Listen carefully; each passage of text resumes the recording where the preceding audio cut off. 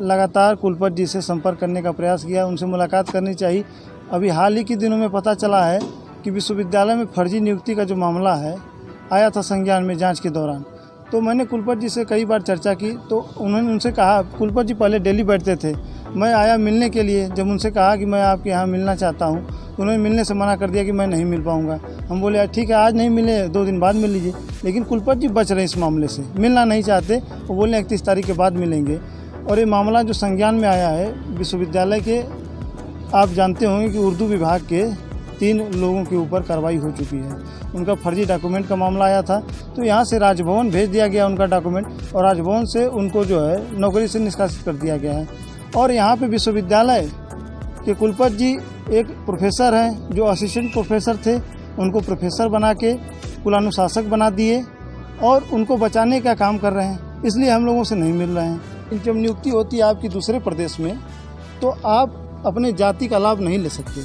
आप ओबीसी जाति से आते हैं तो अपने राज्य में ही उसका लाभ ले सकते हैं, लेकिन यहाँ पे गलत तरीके से वहाँ के जाति सर्टिफिकेट का यहाँ पे लगा करके आरक्षण ले करके यहाँ नियुक्ति कर ली जाती है, और नियुक्ति करने के बाद उनको असिस्टेंट से प्रोफेसर बना के कुलानुशासक बना दिया जाए। कहाँ के रहने वाले हैं ये प्रोफेसर? मूलतः बिहार से हैं और आते हैं। इन्होंने 2000, आप देख सकते हैं इसमें 2002 में ज्वाइनिंग किया था, और उसमें उस समय 3 लोगों की ज्वाइनिंग हुई थी, तो इनकी भी ज्वाइनिंग थी।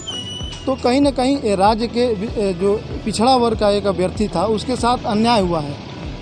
अगर उसके साथ अन्याय हुआ, हम लोग उसके साथ खड़ा हैं। हम कह रहे हैं कि हम सबसे बड़ी बात कि आप उर्दू के कर्मचारियों के ऊपर कार्रवाई कर रहे हैं, विभाग के ऊपर कार्रवाई कर रहे हैं, तो इनको क्यों बचा रहे हैं? आप सबके ऊपर कार्रवाई करिए, इनकी फाइल राजभवन क्यों नहीं भेज रहे हैं? सबसे बड़ा सवाल तो ये है, आप बचा क्यों रहे हैं?